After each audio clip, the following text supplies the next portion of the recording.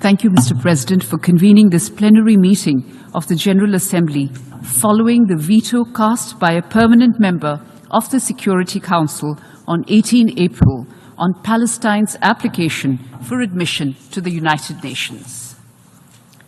While we have noted that Palestine's application for membership at the United Nations was not approved by the Security Council because of the aforesaid veto, I would like to state here at the very outset that in keeping with India's long-standing position, we hope that this would be reconsidered in due course and that Palestine's endeavor to become a member of the United Nations will get endorsed.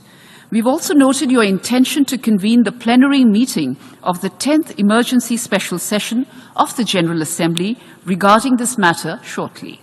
India will participate actively in this meeting.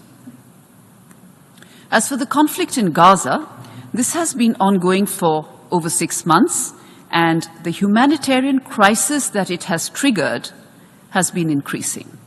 There is also the potential for growing instability in the region and beyond. In this context, we view the Security Council's adoption of Resolution 2728 last month as a positive step. As for India's position on the conflict, I will make the following 4 brief points. 1.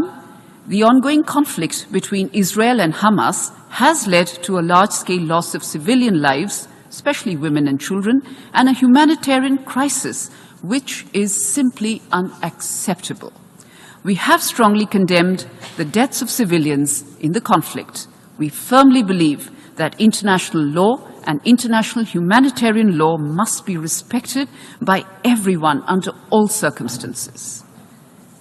2, the terror attacks in Israel on 7 October were shocking, and they deserve our unequivocal condemnation.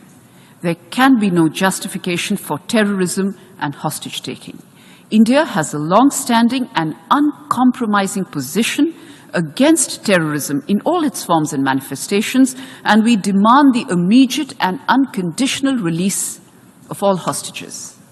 3, it is imperative that humanitarian aid to the people of Gaza be scaled up immediately in order to avert a further deterioration in the situation. We urge all parties to come together in this endeavor. We welcome the efforts of the United Nations and the international community in this regard. I will state here that India has provided humanitarian aid to the people of Palestine and that we will continue to do so. 4, my final point, my leadership has repeatedly emphasized that only a two-state solution achieved through direct and meaningful negotiations between both sides on final status issues will deliver an enduring peace. India is committed to supporting a two-state solution where the Palestinian people are able to live freely in an independent country within secure borders with due regard to the security needs of Israel. To arrive at a lasting solution, Mr. President, we would urge all parties to foster conditions conducive to resuming direct peace negotiations at an early date. Thank you.